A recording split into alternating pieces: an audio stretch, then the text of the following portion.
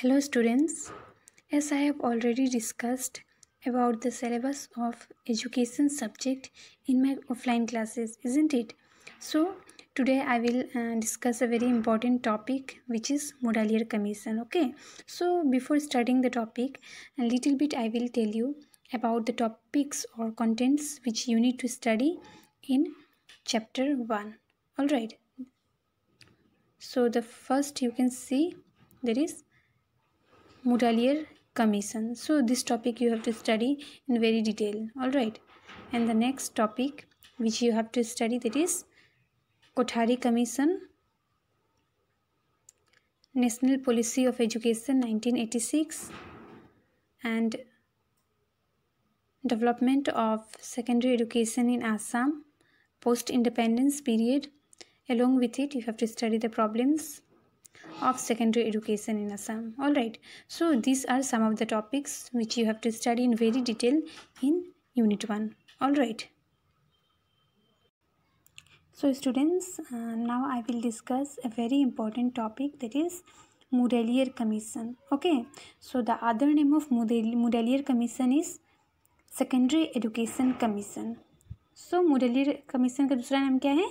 Secondary Education Commission. Okay, so as you already know that after independence it was found that the condition of education in our country was not good. Okay, that means there was a lot of problem in terms of quality, quantity in education, either it is primary, secondary or higher education.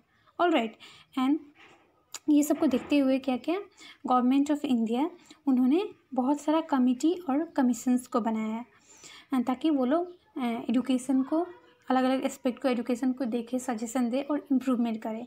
All right, so उसमें से out of many commissions Mudaliar commission भी एक important commission है. Okay, और इसको basically बनाया गया ताकि वो लोग क्या कर सके, जो भी प्रॉब्लम था रीऑर्गेनाइजेशन, मतलब सेकेंडरी एजुकेशन को क्या करें, रीऑर्गेनाइज अच्छा से और ठीक करें, उसके लिए ये कमीशन को बनाया गया इन अवर country. So is as we know that the other name of Mudaliar Commission is Secondary Education Commission. So from the term itself we can understand that this commission basically focuses on the improvement, the development of secondary education in our India. All right, so the commission was basically appointed in the year 1952. So यहाँ देख सकता है ना 1952-53. It means ये पहला वाला year ये इसको क्या होगा बेसिकली जब ये कमीशन अपॉइंट हुआ था. ओके, एंड ये 1953 जो लिखा है दैट मीन्स 1953. इट मीन्स इस दिन इस ईयर में ये कमीशन क्या किया, अपना पूरा जो भी रिपोर्ट था उसको सबमिट किया. ओके, टू द पार्लियामेंट और government. All right,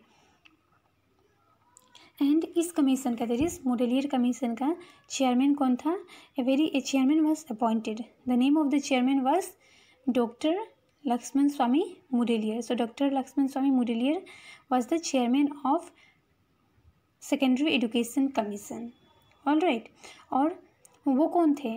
before then date he was a vice chancellor of Madras university. वो एक मद्रास यूनिवर्सिटी के कौन थे? वाइस चांसलर भी थे. ओके, एंड उनके नाम पे ही इस कमीशन का नाम रखा गया as Mudaliar commission of 1952-53. All right, so इस कमीशन ने, as I have already told you, अपना रिपोर्ट सबमिट किया इन द ईयर 1953. ओके, और इस रिपोर्ट में वो लोग ने क्या किया, ए डिटेल डिस्कशन और रिकमेंडेशन दिया various aspect of secondary education. मतलब अलग अलग एस्पेक्ट जो थे सेकेंडरी एजुकेशन के, उसके बारे में डिटेल डिस्कशन उन्होंने किया अपने रिपोर्ट पे, और रिकमेंडेशन दिया कि कैसे और क्या कर सकते हैं जिसके लिए जो भी प्रॉब्लम्स है उसको इम्प्रूव कर सकते हैं, या फिर कैसे सोल्यूशन देके हम उसको और बेटर बना सकते हैं. Okay, so the next is terms of reference of the commission. So इस कमीशन के क्या टर्म्स था, टर्म्स ऑफ रेफरेंस था. फर्स्ट क्या था? To inquire into and report on the present position of secondary education in India in all its aspect. मतलब पहले क्या करना है, इस कमीशन को पहले नॉलेज एक्वायर करना पड़ेगा कि जानना पड़ेगा कि हमारा जो सेकेंडरी एजुकेशन है उसका पोजीशन क्या है, प्रेजेंट पोजीशन क्या है, उसका कंडीशन क्या है, उसके बारे में नॉलेज को एक्वायर करना, डाटा को गैदर करना पड़ेगा। Okay, and the next is to suggest measures for its reorganisation and improvement with particular reference.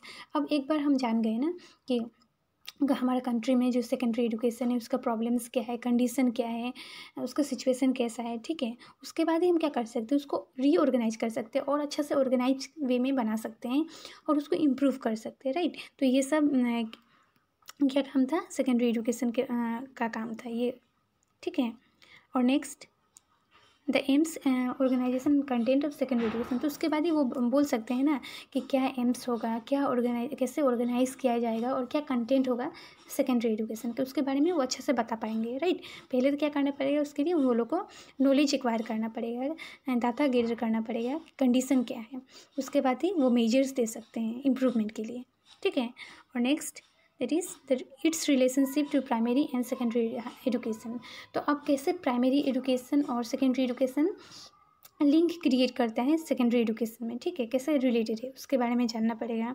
फिर the inter relation of secondary school of different types, तो अलग अलग सेकेंडरी स्कूल्स है वो कैसे एक दूसरे से रिलेटेड है, इंटर रिलेटेड है, उसके बारे में जानना पड़ेगा। Apart from this other allied problems, so that a sound and reasonable uniform system of secondary education suited to our needs and resources में भी प्रोवाइडेड।